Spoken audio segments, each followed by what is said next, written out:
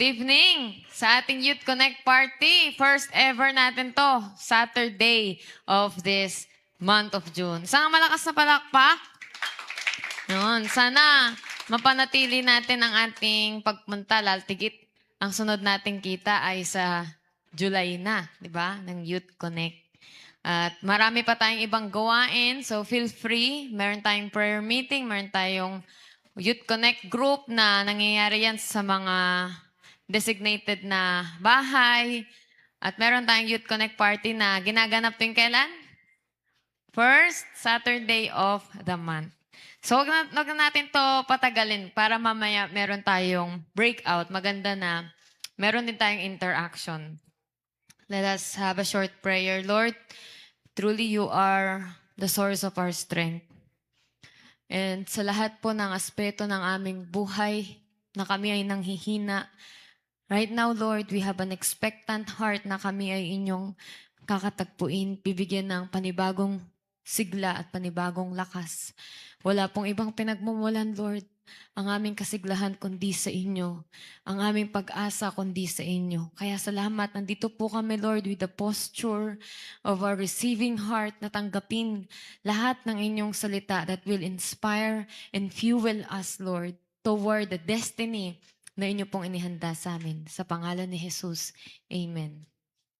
Nakita nyo ba yung ticket na nakuha nyo? Meron tayong tema. Sabi nga ni Ate Joyce, nasa running era dahil ang dami na ngayon. Buhay na buhay ang wellness ngayon. Di ba? Nagkaroon tayo ng sports and wellness. Tapos yung iba sa inyo, parang layo nararating ng mata ko. Pwede ba umatras? Ang iba sa inyo, part na rin ng running, sumasali sa mga marathon o kung fun run, whatsoever. Kaya, we want to, once again, i-apply din to sa ating faith, ang running era. And title nga ng ating ticket, di ba? Title ng ating topic is Strength Beyond Self. Pagod na ba si self? Pagod na si self? Pagod na si self, di ba? Kailangan ng lakas. At nararamdaman nyo ba to minsan? Yung pagod na yung katawan nyo, nakahiga na kayo, ready to sleep, pero hindi kayo makatulog. As in, ang dami nyo nang ginawa pero yung isip nyo, buhay pa din. Parang kakaibang pagod. Yung iba dito, naramdaman ko na din to. Yung sobra kang pagod na pagod, di mo alam ba't ka pagod na pagod. Hindi ka naman nagbuhat ng semento. Pero parang binangga ng truck yung ganong, yun yung naramdaman ko yung sports fest. Kasi nung nag-badminton na hindi sanay yung katawan mo, tapos sobrang dami mong, hindi ko alam, sinign up ako ng asawa ko sa lahat, sa singles, sa double, sa mix. Nagulat ako, tawag na ng tawag, ay kasali pa pala ako. Wala palang singles, no? Mga iba't ibang, tapos sa table tennis, sinulat niya rin ako. Sa volleyball, sinulat niya ako. Hindi ko na kaya. Parang habi ko ngayon ko lang naramdaman to. Yung nakahiga ako, hindi ko na kaya bumangon. Feeling ko magpa-pass out ako. Tapos yun, nag-gold. Sarap. Hindi, tsamba lang yun. Tsamba lang yun. Hindi kami marunong maglaro. Palo-palo. Pero yun po, matinding pagod yung naramdaman. Pagod na si self. Kaya kailangan nating ng kalakasan. Ang ganda ng awit natin. Ang Diyos talaga yung ating kalakasan. Pero hindi nyo ba alam? Si Lord yung kalakasan natin. Pero sa Bible, merong sinabi si Lord sa mga tao. Different kinds of people. Pero specifically, may sinabi siya sa isang tao. Ang sabi niya, magpalakas ka. Sobrang ironic, no? Na si Lord yung kalakasan natin. Pero nung kinausap siya ng Diyos, ang sabi ng Diyos sa kanya, magpalakas ka. Be strong. Maging matapang ka. Be courageous. At yun ay si Joshua. We know God is our strength, the source of our strength. But there comes a time na itong utos ng Diyos, sasabihin niya sa iyo, magpalakas ka. Alam niyo po ba na kapag ang Diyos ang nag-utos, ibig sabihin meron tayong gagawin at dapat sundin. Ito kasi yung kwento, bakit si Joshua, sinabihan ng Diyos na magpalakas siya. Dahil, bigyan ko lang kayo ng backstory, baka yung iba po sa atin walang idea. Yung Israel, for hundreds of years, sila po ay naging alipin sa bansang Ehipto. Dumating yung time na raise up si Moses, isang Hebrew, part siya ng Israel. Nakita niya yung hagupit at yung pagkaalipin ng Ehipsyano sa Israel, kaya nagkaroon siya ng puso, tinawag siya ng Diyos na maging leader, palayain. Kaya alam nyo, for hundreds of years, nagkaroon ng freedom. Sabi ni Moses kay Paraon, yung parang presidente o hari ng Ehipsyo, napalayain nyo ang tao ng Diyos. Kaya fast forward, lumaya yung mga Israel, umalis sa Egypt, millions of Israel. Hanggang sa naglakbay sila, napunta sila sa Ilang, tapos naalala nyo ba, doon nga hinati yung dagat na pula at iba-ibang mga milagro. Kilalang kilala si Moses. Siguro yung iba sa atin, kahit hindi pa Christian, naririnig nyo na si Moses. Kahit sa religion no, na iba. Kilala si Moses, a religious leader figure. Dahil siya yung nag-ahon at naghango ng Israel mula sa Egypt doon sa kalayaan. Dumating yung time, malapit na pumunta yung Israel sa lupang pangako, yung dapat nga pupuntahan ng Israel, namatay na si Moses. Yan yung oras niya na kinuha na siya ng Diyos. At meron laging second in line, yun ay si Joshua. Binaspasan, pinag-pray at inanoint, Joshua, matanda na ako. Ikaw na ang tinatawag ng Diyos na magpatuloy ng ating ekspedisyon. Dalhin mo ang Israel, itong milyon-milyon na tao, sa lupang pangako. Natatanaw na eh. Natatanaw na pero wala pa sila doon.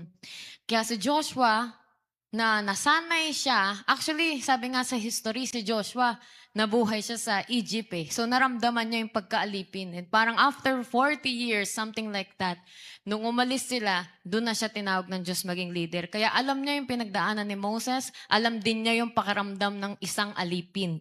Dahil siya ay nasa unang generation ng mga Israel na naalipin, na naungkat na ahon sa pagkaalipin. Kaya lagi siyang second in line, binasbasan siya na maging leader, mamamatay na si Moses, at bilang isang tao, nasanay na laging tumanggap ng utos at sumunod, hindi niya alam paano maging leader. Hindi niya alam paano pangunahan yung milyong-milyon tao. Hindi niya alam. Clueless siya, takot siya, helpless siya. Kaya maaari, sinabihan siya ng Diyos, Joshua, be strong and courageous. Magpalakas ka dahil marami kang maririnig na reklamo katulad ng mga narinig ni Moses. Ma-stress ka, baka mangulubot ka. At kung ano pang maramdaman mo, hindi lang yan, baka manghina ka kasi uunahin mo yung iba. Malipasan ka na ng pagkain para lang mauna yung iba, magpalakas ka at maging matapang ka. Kasi di ba minsan tayo, pag umaharap tayo sa ibang mga tao, hindi pa nagsasalta pero nai-intimidate na tayo. Nararamdaman nyo ba yon? Yung minsan na hindi mo makita sa mata eh. Kasi ayoko itong gawin, pero kailangan maging matapang ka. Pag pinatawag kayo sa corporate world o sa trabaho, may takot tayong nararamdaman eh. Kaya sabi ng Diyos, maging matapang ka. Di mo alam, yung mga mukha ng tao pwedeng magsilbing takot sa'yo. Hindi lang yon. Hindi lang siya mangunguna sa Israel. Ano din yung inano sa kanya ng Diyos inutos, di ba? Marami silang i-annihilate na kalaban. Yung sa Jericho at iba-ibang mga hari, Amorites, iba't iba. Hanggang sa pagpunta nila ng lupang pangako, meron silang maaabutang mga nakatira ron na kailangan nilang palayasin at patayin. Napakatindi po ng assignment na binigay kay Joshua. Hindi lang ang maging leader, kundi maging warrior. Maaari inutos yun ng Diyos dahil nakikita ng Diyos yung kanyang kahinaan, nakikita ng Diyos yung kanyang takot, at nakikita ng Diyos na wala siyang ganong lakas ng loob. Dahil lagi lang naman siyang pangalawa. Sino ba ako? Paano to? Kaya ko ba to? Kaya ng Diyos yan. Kaya alam nyo ba, sinabi ng Diyos, be strong and courageous. You know, kinakanta natin kanina, God is the strength of my heart. And minsan, naiisip natin, Lord, lagi ako nagpe-pray na palakasin niyo ko, kayo maging strength ko, di ba? Pero may mga pagkakataon na nadidisappoint pa rin tayo sa ating buhay. Iniisip pa rin natin, andiyan ba si Lord? Tinutugon ba niya yung mga panalangin ko? Alam niyo po kasi ang kalakasan, matutulad natin siya sa parang araw. It's like a sun. Sun has power. Kaya nga may mga solar power, di ba? Pero alam nyo ba, kung ang kalakasan ay parang araw, at nakikita nyo sa kapaligiran yung mga halaman, yung mga bulaklak, na lahat yan na bebenepisyuhan ng araw. The same with us. Kanina sinasabi natin, God is the strength. But the strength that comes from God is like the sun. Hindi natin makukuha yung benefits ng sun kung hindi tayo lalabas sa arawan para kunin at tanggapin yung kapangyarihan ng araw. Para pong isang halaman na natutuwa siya pag may araw, nagbo-bloom yung bulaklak kapag may araw. Di ba? Parang lahat naman ng halaman kailangan ng araw eh. Hindi man siguro tutok at hindi man 24/7, pero kailangan nila ng araw. Tama? Hindi sila mabubuhay kapag nandun lang sila sa loob ng kwarto. Naranasan ko na yun. Akala ko, diyan lang yan, nakapag-araw naman na to. Pero Monday, Tuesday, Wednesday, andun lang yung halaman, nalulungkot na siya. Iba na yung texture niya. Parang isang tuyo na halaman. Kasi para maranasan niya yung benepisyo ng araw, kailangan ilabas ng halaman na yun. Or else, matutuyo, dun sa madilim na lugar, hanggang sa mamatay yung halaman. So the same with the strength that comes from God. Lagi natin sinasabi that God is the strength. But it's not the question, is God my strength? The question is, am I out there receiving or being in the posture of receiving the strength of God?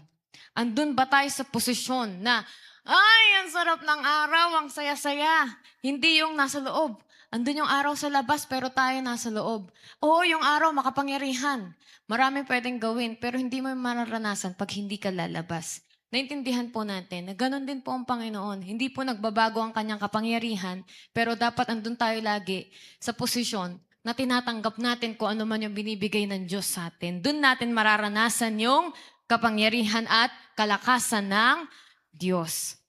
Pero ngayon, lalaliman pa natin para maintindihan natin anong ibig sabihin ng lumalabas ka sa arawan at tinatanggap mo yung kapangyarihan. Paano yon na tinatanggap mo rin yung kapangyarihan ng Diyos at upang maging malakas?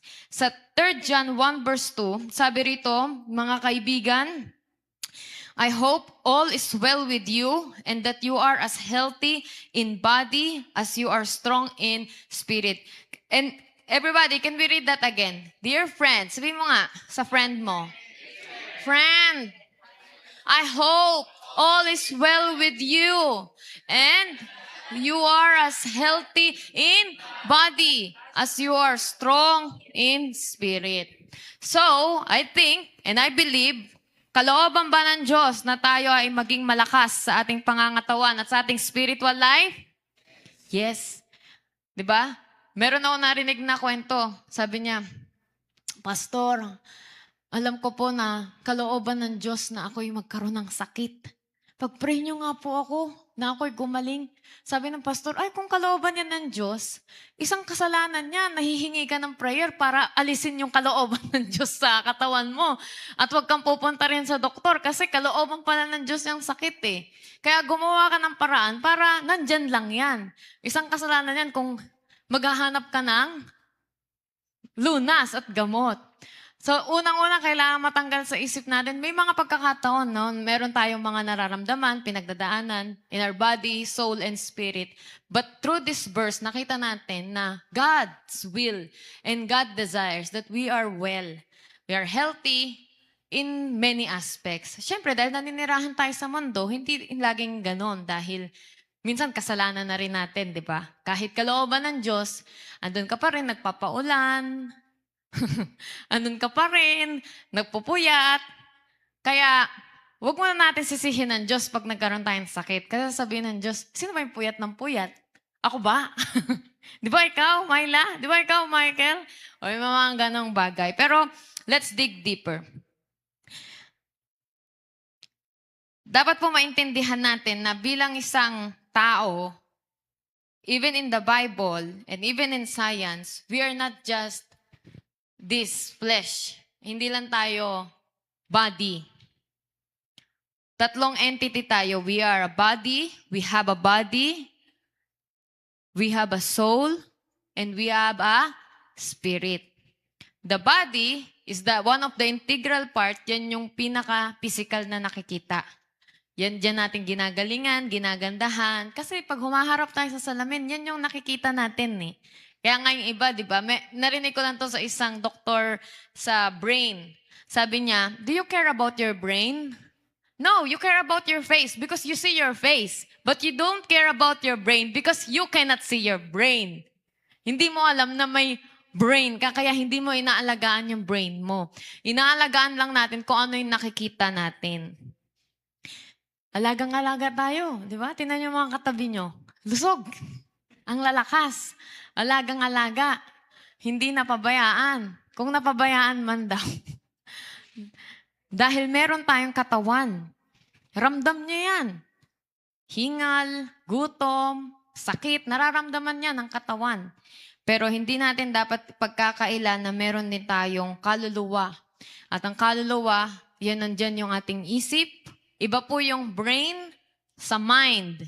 Brain is like the mechanical part. Tama ba? Yun yung parang body part. Pero yung mind, nandiyan na yung intellect, upbringing niya na surroundings na apektuhan sa mind. And the mind thinks through the mouth. The mind thinks, nag-aral ba kayo ng biology ba yan? Science. The mind thinks through the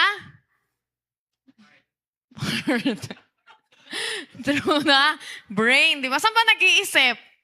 Sa tenga ba, guys? Di ba sa utak? Pero magkaiba yung utak sa isip. Parang sumasakit na ulo ni Myla. Sige, simulan natin. Okay? Sa soul, hindi lang mind. Meron tayong will. Alam niyo yung will? Ano yung will? May jacket. Ang will, may 5,000. Ang will yung may kagustuhan kang gawin. Hindi ka robot. Di ba? Hello? Parang ibang-iba na talaga yung iniisip natin ngayon Pag sinabing will, I will do this, I will buy this. Naiisip ba yun ng robot? Di ba hindi? Kasi yung ChatGPT nga, hindi niya maiisip yun unless may magta-type sa kanya na generate this picture. Di ba? Pero tayo, yung drive natin, yun yung will. Ba't kayo napunta rito? Hindi dahil, nagulat na lang ako, nandito na ako Nag-teleport Meron kayong drive para pumunta dito. Intindihan nyo ba? Nagkaroon kayo ng, pupunta ako, maliligo muna ako, magtututbrush muna ako dahil pupunta ako. Meron kayong will na pumunta. Ano ba sa Tagalog para mas madali? Kagustuhan. O, di ba? Ano pa? Kasi yung will, parang firm na siya I will. Hindi siya I like di ba? I will do this. I will study. I will buy. I will add to cart. Yan. Hindi lang sa soul may will, meron ding emotions. Tatlo kasi yan, part ng soul. Meron ba tayong emotions? Yes, kanina lang, di ba? Tawang-tawa tayong lahat. Dahil meron tayong soul. Meron ba rito kanina na ganun na? Kahit tahimik, si Kuya Brian, kahit tahimik yan, masaya yan. No, Kuya Brian? Masaya yan. Kahit sino yung, Dave, masaya ka, Dave. Oh. Hindi, make sure ko lang may soul ka, Dave. Oh, masaya yan si Dave. Kasi nakakatakot na ngayon pag nanonood tayo ng movie Kasi panahon na ng mga technology and robotics na kala mo tao yung pala. Computer, robot. Di ba minsan yun na yung kalaban sa Mission Impossible, di ba? Ang mga AI na yung kalaban ngayon, di ba? Okay, ibig sabihin, kahit kanina ka pa nakatingin lang, in your mind, masaya. O kaya, malungkot, kahit anong emotion yan. Dahil ikaw ay soul. Meron kang soul. And spirit. Itong spirit, ito yung bumubuhay sa atin. Kaya ang tao, kayang gumawa ng katawan, pero hindi niya kayang bumuhay dahil kailangan siya hingahan ng nagbibigay buhay. Meron bang tao dito na inano niya lahat ng natural way para mabuhay. Nanggaling siya sa laboratory. Meron ba? Na inarrange siya ng scientist o doktor na okay, pag-connect-connectin natin yung ugat. Tapos i-on na siya. Buhay na. Wala, sa movie lang yun. Kasi ang spirit, nanggagaling siya sa Diyos. Siya yung humihinga para tayo ay mabuhay. Every living thing, every life, it comes from God. Ito yung kumokonek sa Panginoon. Yung ating spirit. Okay? So, as a man, ulit, meron tayong 3 entities that is our body, soul, and spirit. So, ano yung nakikita lang natin? Body. Hindi natin nakikita yung soul, but we can express our soul. Ang spirit natin, yung iba, dati hindi pa tayo nakakilala sa Diyos. Sabi nga sa Bible, patay ang spirit mo dahil separated ka. Ngayon, nabuhay ka na muli dahil nabuhay yung espiritu mo. So there is a command to be strong. Ibig sabihin, kung may inutos ang Diyos na magpalakas ka, ibig sabihin, binigyan tayo ng Diyos ng role tsaka responsibility na maging malakas. Hindi natin lahat to iaasa sa Diyos dahil ang Diyos ang ating kalakasan. Dahil dito nga sa Bible, inutos niya, magpalakas ka. Pag sinabihan ka ng nanay mo o sino man, magpalakas ka, kanina na binibigay yung responsibility na magpalakas. Di ba sa'yo na? So, ibig sabihin, nakatanggap tayo ng responsibility at meron din pala tayong part para tayo'y maging malakas. Strength beyond ourselves. Kaya kailangan natin maging intentional in strengthening our whole body, not just body, but also kailangan pala i-strengthen ng ating soul and also our spirit. Sa tingin nyo, kung kayo tatanungin, ano yung pagod sa inyo? Kay Michael daw, body. Ano yung iba? Kay Myla, pagod na yung soul niya. Okay. Ay iba, di ba? Iba-iba yung klase ng pagod.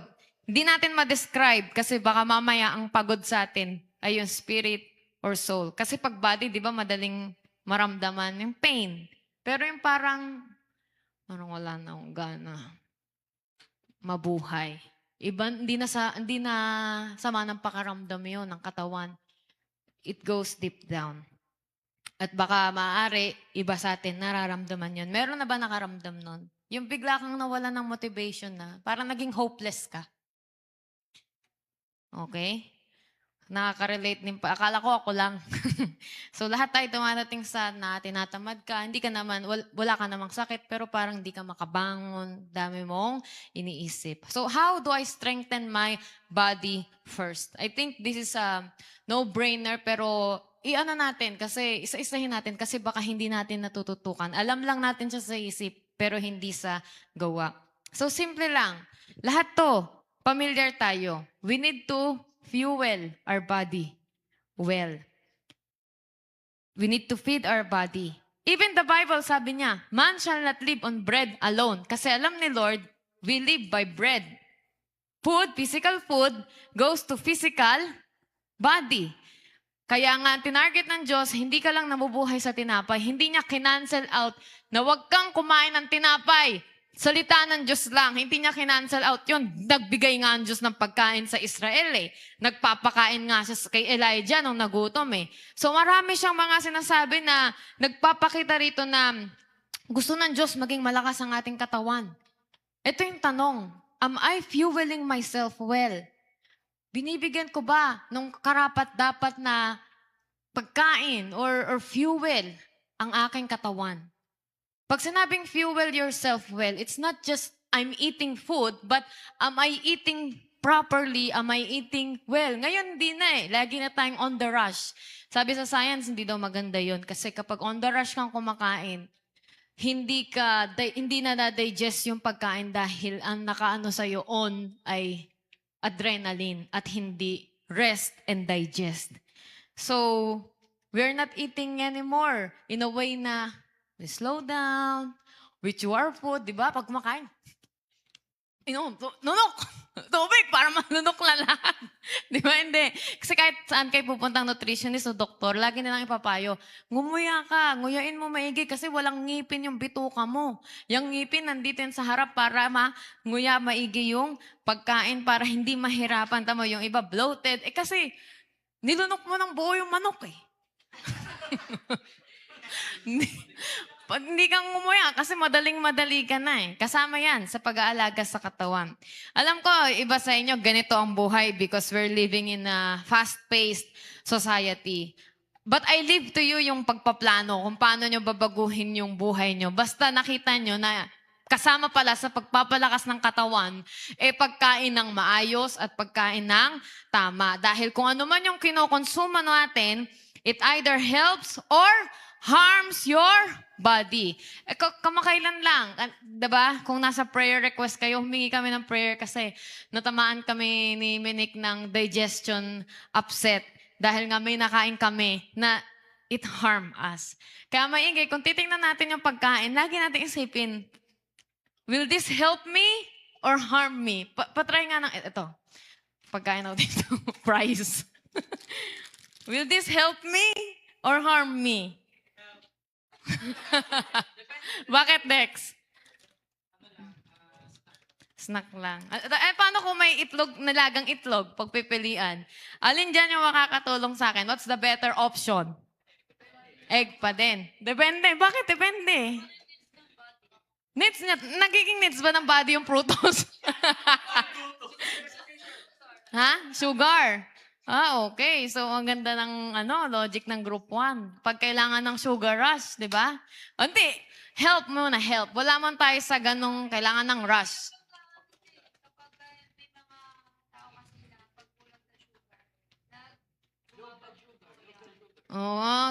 So yun yung makaka-help sa kanila. Okay, okay. Sige, gawin na. Sige. Kainin na lang natin. Pwede. Tabi. Okay. Pero siyempre, siguro, kung may mas better option na sugar, di ba? Ano ba yung better option na sugar? Fruits, di ba? Mga fruits, banana, natural honey. Ha? Sino yun? Ano yun? Ano yun? Wala may... Orange. Okay. Hala, hindi na ako updated kung ano yung pinag-usapan nyo. Tingnan natin itong sinerch ko. Alam nyo ba, ang plato ng Pilipino, sabi nila, ang tamang plato dapat ang plato ay makulay. Yun daw ang tamang plato.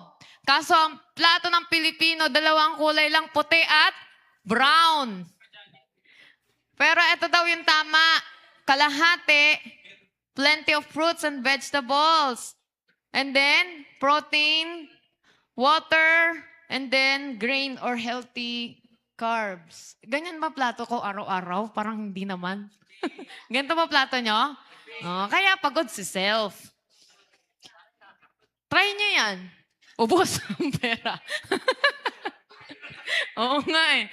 Dito wala kasi tayo sa ibang bansa eh. Magkano ba avocado ngayon? Pag nagtatanong ako, 200 nalulula ako. Huwag na lang. Sige. Itulog na lang natin yung pagod. Hindi, may better option. Sige, ano better option? Isip kayo. Ng healthy fats. Sige, fats muna tayo. Kung mahal ang avocado, ano yung fats? Hindi mo fats. Egg. Di ba egg? May fats yung healthy egg na fats kesa yung, ano pa?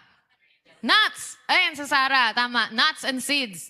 It's fats, di ba? It's good fats. Kaya nga, pag sa brain, ano yung ginangat-ngat? Mga nuts. Okay, how about, sinabi nyo kanina, yung natural sugar. Fruits. Vegetable. Yan healthy ba yan, Myla? Kailangan ng sugar. Okay, low blood. Healthy carbs. Ano yung healthy carbs? Healthy na mga carbohydrates. Sweet potato o rice. Brown rice, black rice, red rice, lahat ng mga hindi sinabing yellow rice, java rice. Hindi kasama yon kasi na yan, dami ng pinagdaanan nun, pinrito-prito na yan, nilagyan pa ng color. Yung mga natural, ano pa yung healthy carbs? Yun, yung mga fruits, di ba, vegetables, carbs yon, fiber. Okay. Galing nyo, tapos hindi nyo naman magiging ganito yung plato nyo. Ano niya, apply niya lang. Ano yung pinaka-basic na gulay na pwede nyo idagdag? Talbos. Ano pa? Kangkong. Malunggay. Yan. Hindi nyo kailangan ng spinach, cabbage, tsaka broccoli. Kangkong-kangkong muna. Tapos makikita mo, yut, ngumunguya na sa labas. Okay.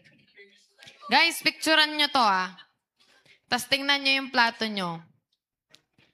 Ito pinaka the best para mangyari to, meal planning. Magplano kayo. Kasi pag hindi nyo to pinlano, sobrang hirap. Kung ano na lang makita. Kasi kailangan mo na kumain Magplano kayo. Meron ba rito nagme-meal planning? O, diba?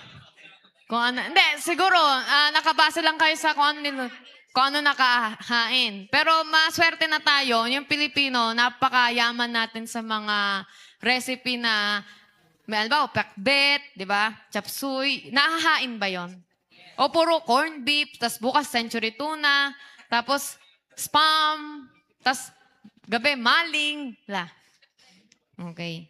Ayan, yung bago na yung food pyramid natin. Updated na to. Dati kasi iba yung food pyramid, pero ngayon in-update na ng World Health. Yan. Yan na daw yung food pyramid. Bababa.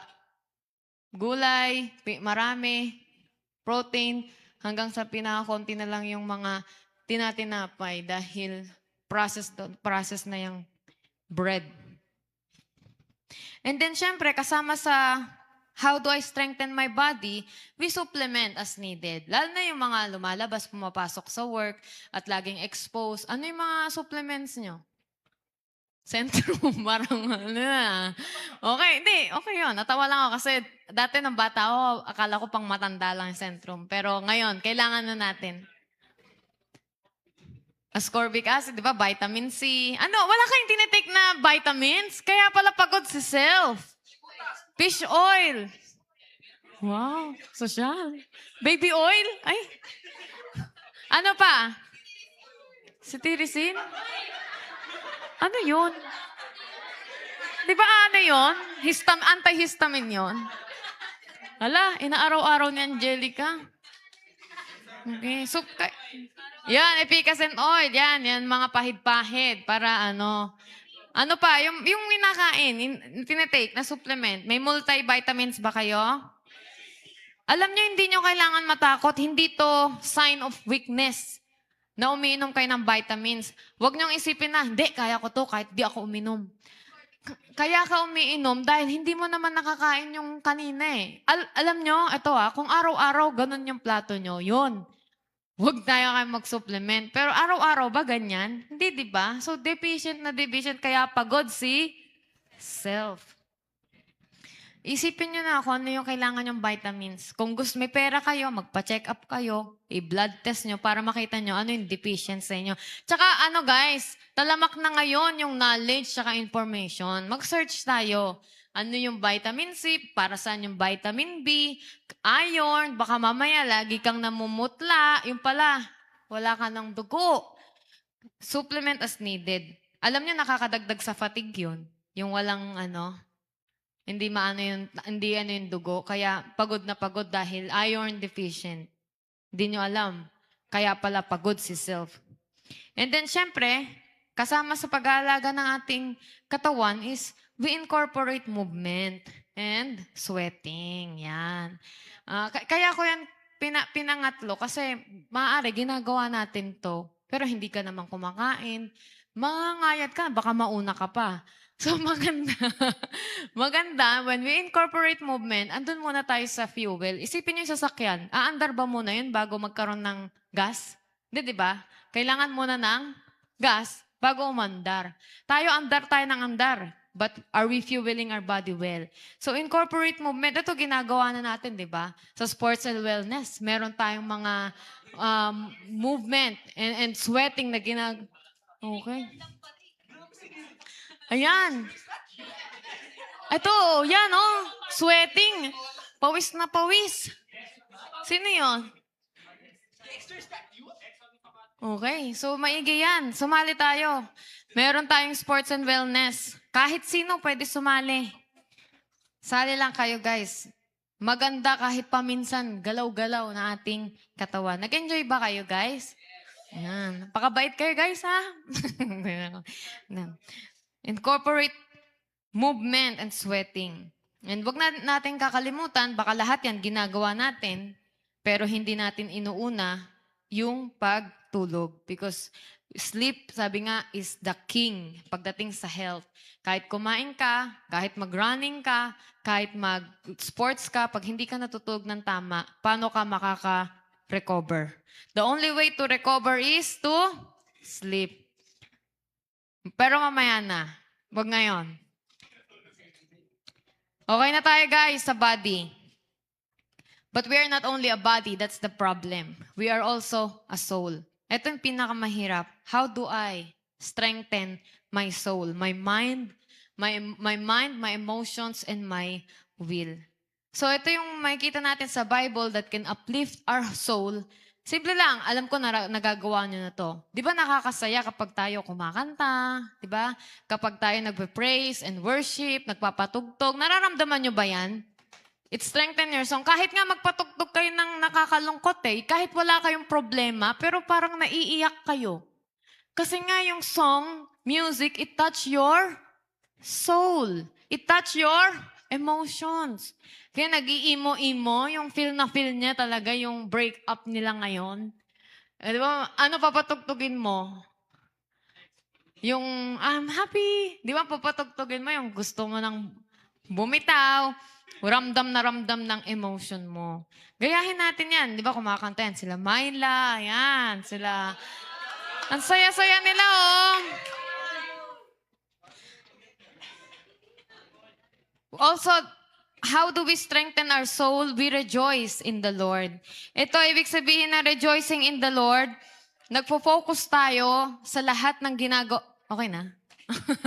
Nagpo-focus tayo sa lahat ng ginagawa ng Panginoon. Kasi kapag tumingin ka sa surrounding mo, tumingin ka sa gobyerno, tumingin ka sa nangyari sa ibang bansa, tama yung sinabi nung quotation na, when you look to your surrounding, you'll be stress. When you look at within, you'll be depressed. But when you look to God, you will be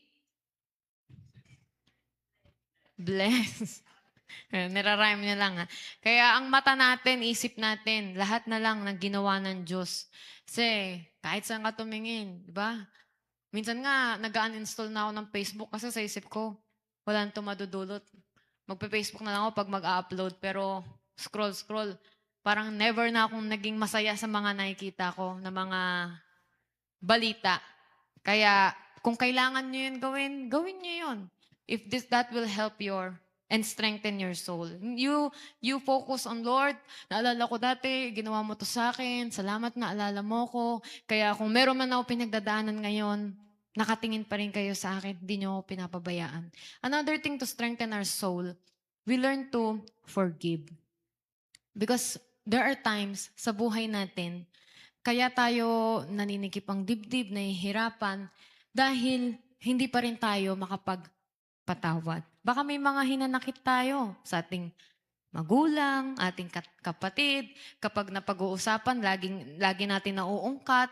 Yung sa dami nilang ginawang mabuti, lagi nating naaalala yung masasakit nilang ginawa. Yes, hindi naman sila perfect, pero hanggang kailan ka hahawak doon sa sakit na yon. We learn to forgive. Ang forgive naman, hindi man naman yan ang pagle-let go lang You forgive, ibig sabihin, you hand it over to God. Lord, kayo na po bahala. Nakita niyo yung sakit na naramdaman ko. Kayo po, Panginoon, ang nakakita. Ano po yung dapat mangyari? I cannot handle this. So I give this to you. And that is the meaning of forgiveness. Kung ako tatanungin, yun yung ibig sabihin ng forgiveness. If you do not know God, it's hard to forgive. Hindi ako magpapayo sa taong mag-forgive ka kung hindi niya kilala si Lord. Kasi hindi talaga siya magpo-forgive. Kaya lang tayo nagpo-forgive kasi meron tayong napagbibigyan ng ating mga nararamdaman. At yun ang Panginoon. That's why we're able to forgive. It's very simple to forgive, but it's not easy. Right? Simple lang naman, kahit sa isip at puso mo ngayon, pwede ka na magpatawad. Pero hindi siya madali. Kaya humingi tayo ng tulong sa Diyos na kung itong forgiveness para sa ikalalakas ng ating soul, bigyan niya tayo ng kalakasan. Kasi di ba nakakapanghina, yun lagi kang makakaalala. O lumalakas ka. Kasi,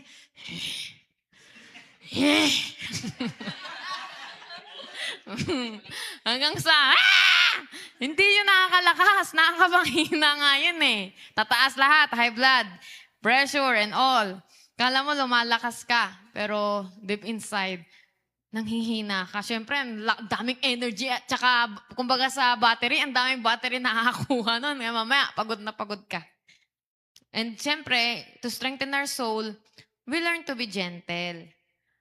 It strengthens the soul. Lalo na kapag nasanay ka laging mag-react.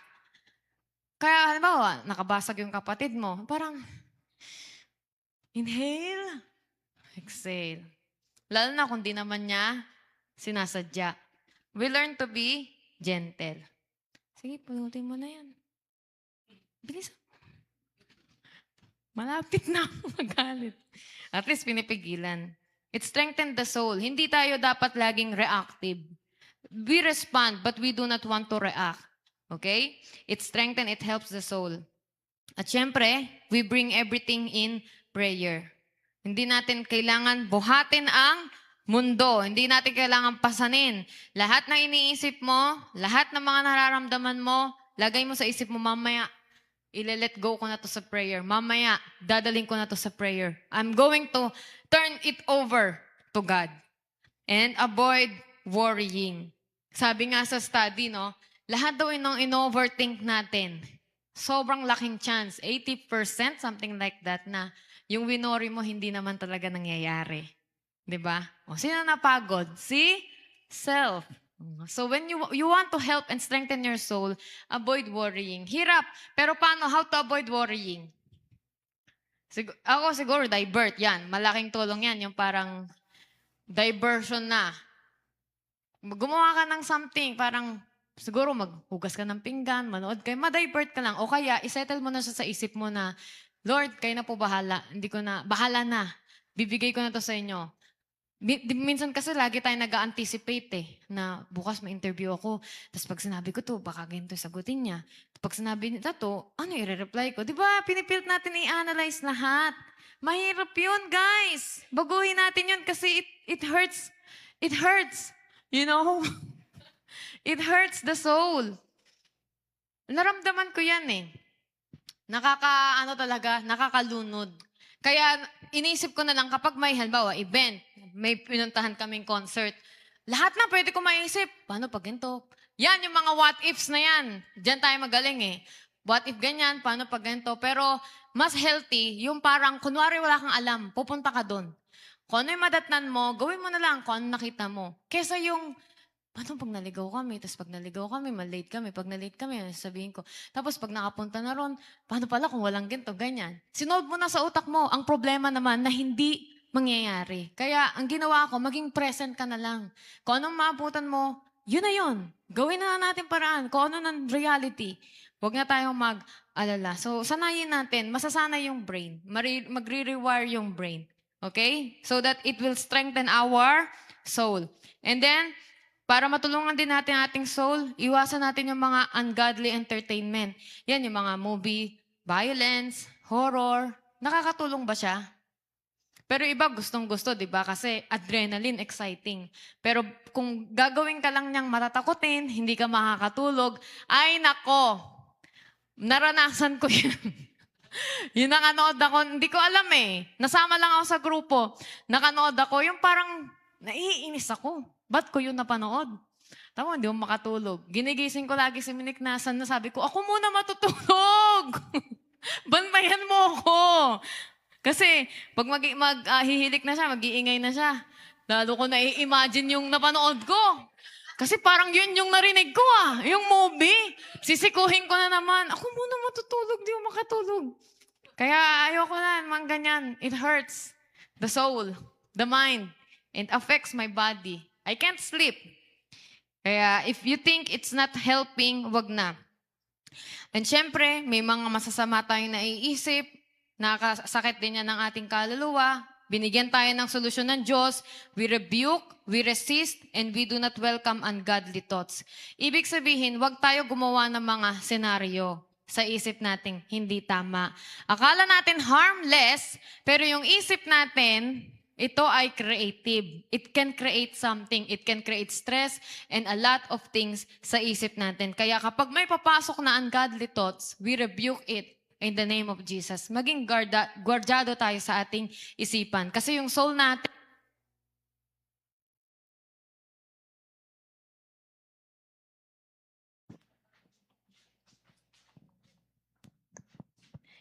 natin, di ba, na mandun yung mind. Okay, picturean nyo na lang, guys. And then lastly, paano ko i-strengthen ang aking spirit? Once again, spirit, ito yung kumukonekta sa Diyos. This is our very life. We do not see it, but it's real. We breathe, we live, we move because God breathes in our spirit. Pero paano kaya kung yung paghinga natin, subscription, no? Tapos hindi ka nakapagbayad. Yung kinabukasan, hindi na makahinga, babayad mo na sa Gcash. Kaya, wag nating, sino na nagsabi kanina ng quote na motto na every gising is a blessing? Totoo yun. O yun. Talagang proud na proud siya eh. Kasi talagang totoo yun. Isipin nyo tinetake advantage natin yung blessing ng Diyos. Ang dami-daming taong naka-oxygen, hindi makahinga. Kayo normal na nakakahinga. Tayong lahat. Ito ay dahil araw-araw, hinihingahan tayo ng Diyos. Di ba? Ang dami-daming mga taong hindi na nagigising, hindi makahinga.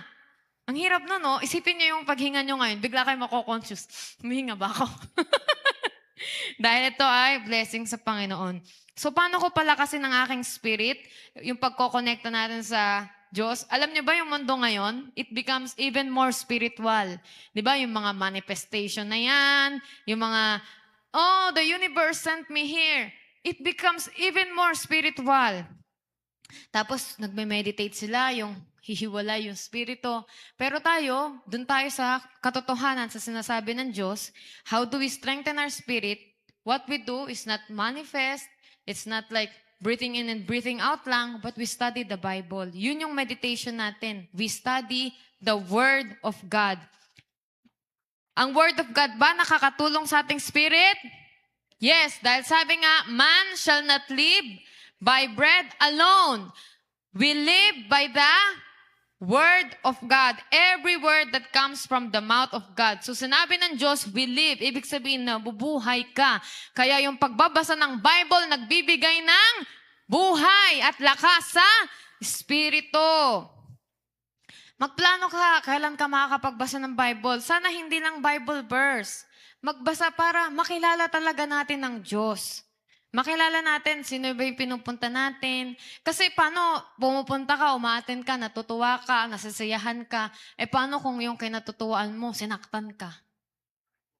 Pupunta ka pa rin ba? Kaya kailangan natin magbasa ng Bible para hindi sa tao yung nakabase ang ating pananampalataya, kundi sa Diyos. How do I strengthen my spirit? Magbasa tayo ng, kung meron ka pang may Bible ka, meron ka pang time, mga Christian books. Mahirap magbasa ng mga fantasy Kasi parang namumuhay ka sa ibang mundo. Tapos madedepress ka lang kasi sana nandun ka sa mundo na yon. Tama ba? Nandun ka sana sa multiverse na yon. Nawawala ka lagi sa reality. And if you know how to speak in tongues, kung malalim ka ng Christian, na-experience mo na ito, gamitin natin to.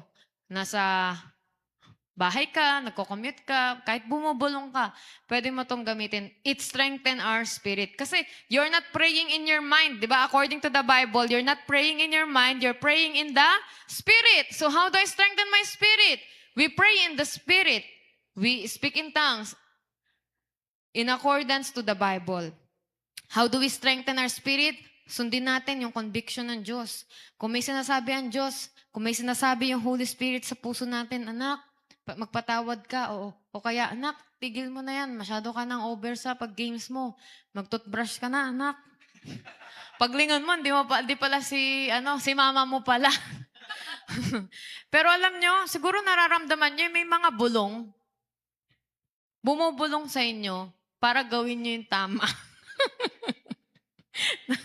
May bumubulong sa inyo para gawin nyo yung tama. Parang nakakaisip ka ng kalokohan, tapos may bumahad lang sa isip mo na wag yun, mali yun. Nararamdaman yan. Ramdam na ramdam ni Amiel daw, yeah. O, lahat tayo. Yun yung sinasabing respond to the tugging of the Spirit. Yung parang may kumukurot sa puso mo na gawin mo yung tama. Pero may lumalaban. Anong dapat gawin? Gawin mo kung ano yung sinasabi ng Diyos, kung ano yung tama. Hindi natin pinakikinggan, sinasawalang bahala natin, wapakels tayo, wala tayong pakialam, basta. Yun na lang. Huwag nating patigasin ang ating puso. How do I strengthen my spirit? Rather than having a prayer time, why don't you develop a prayer life? Wherever you go, you pray. And then, ito big thing din yun, lalo na sa mga matatagal ng Christian na nakagawa ng vows. If you want to strengthen your spirit, try to keep your vows. Meron ba rito na pumanata or gumawa siya ng promise kay God? Nag-vow siya sa Diyos. Kasi when we do not fulfill the vows, di ba? It's a sin. Kapag tayo nagkasala, it can be an open door for the enemies. Kaya kung gusto natin strengthen ating spirit, tuparin mo yung mga pinangako mo. Hindi lang pala sa Diyos. Nagbitaw ka ng salita, witness ang Diyos, nagbitaw ka ng salita sa tao, tuparin din natin yan. Tama ba? Okay. So, that is how we strengthen our self. Physically, in our body, soul, and spirit. At nawa, masunod natin to dahil sa sinabi ng Diyos at utos ng Diyos sa atin na magpalakas tayo. Hindi lang spirito ang ating papalakasin. Kasi hawakan mo to, meron ka pang katawan. Diba? Kung malakas ang spirit mo at mahina ang katawan mo, mahirap din, di ba? Halimbawa, gusto mo mag-serve kay Lord, pero hindi ka makabangon kasi nahihilo ako. Hindi ako makabangon. Kaya pala kasi mong katawan mo. Pero hindi lang katawan. Kung mahina naman ang spirito mo, saan mo dadalhin yung energy mo? Saan mo dadalhin yung kalakasan mo? May purpose ka ba sa buhay kung patay yung spirito mo at malakas naman katawan mo? Kaya maganda yung tatlo, integral part yan. We want to strengthen our body, soul, and spirit. It affects everything. Pag mahina katawan mo, naapektuhan yung soul mo, emotions mo, spirit mo. Diba, nagtatanong ka na nga sa Diyos eh. Pag malakas spirit mo, maapektuhan din yan. Dahil lumakas ang spirit mo, natutunan mong alagaan yung mga pinagkatiwala sa'yo ng Diyos. Katulad ng yung katawan, isip, at yung kaluluwa. So nawa po, ito ay maging lesson sa atin, makatulong sa atin. So let us take a time to pray and ask God to help us how we can walk and apply these wonderful things na nireveal sa atin ng Panginoon. Lord, truly you are the source of strength. Please give us wisdom, guidance. Bigyan niyo rin po kami, Panginoon, ng ability para matutunan po namin paano alagaan at palakasin ang aming sarili. Pinagkatiwala niyo itong buhay dahil meron kang layunin, meron kaming misyon dito sa mundo. Kaya tulungan niyo po kami, Lord, na everything in us and about us, Lord, ang kalakasan kasiglahan na aming kailangan ay matustusan at amin pong matanggap every day. Discipline, wisdom, everything that we need, magkaroon kami, Lord, so we can take care and strengthen ourselves for the glory of God. Thank you, Lord, for convicting us and telling us ano yung mga dapat naming unahin, i-priority, kung ano po dapat i-address sa buhay namin. Makikinig kami at susunod kami at alam po namin by the grace and by the power of God, makita po namin ang magandang resulta. Pagalingin niyo po kami, kung meron man po kami mga karamdaman, kahinaan, Lord, lahat ng aming limitasyon, Panginoon, inaaming binibigay sa inyo because you are a limitless God. So, Lord, we entrust you everything and give us discipline and wisdom and help us, Lord, to do this all for your glory in Jesus' name. Amen.